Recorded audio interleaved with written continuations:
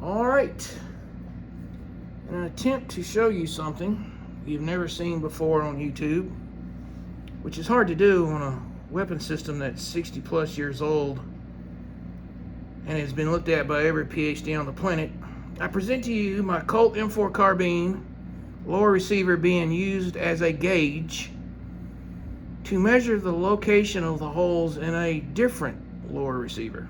All right, so what I have here is I have my Colt lower, 250 pin, 154, 154, 375, and a 250. The 250 pins are held in place on the back side by the pivot pin and the takedown pin, and then the other three pins are held in place with a piece of tape to keep them from sliding out. All right, so what we're going to do here is we're going to see how well this Poverty Pony lower matches up to this Colt lower. So we're going to start with the front pivot pin, and then we're going to work our way in slowly till we have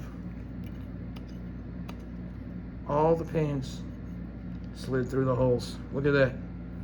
Them holes have to be in the exact precise location of the Anderson lower to match the Colt lower, or you wouldn't get all 5 of them to go in. There is virtually no play possible with those pin gauges. Check that out. And then look how easy it comes off.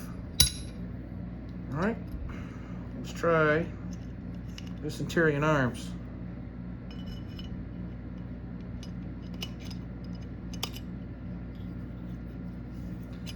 And it slides right on. Check that out. That one just fell right out. There we go. Let's slide all the way on. It tells me all these holes are in the right position. Now, like a lot of you, I like reading posts on gun forums, and a lot of people are having problems with their hammer and trigger pin sear engagement, or their hammer drops when the gun is on safe. I think this is mostly related to 80% lowers.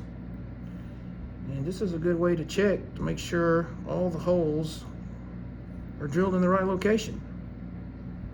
I do not use 80% lowers. I don't have any need for that.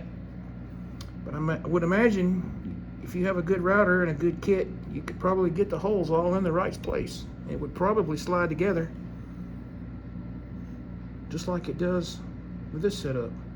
Actually, I'm kind of impressed with this. If you look at how well it all goes together and comes apart.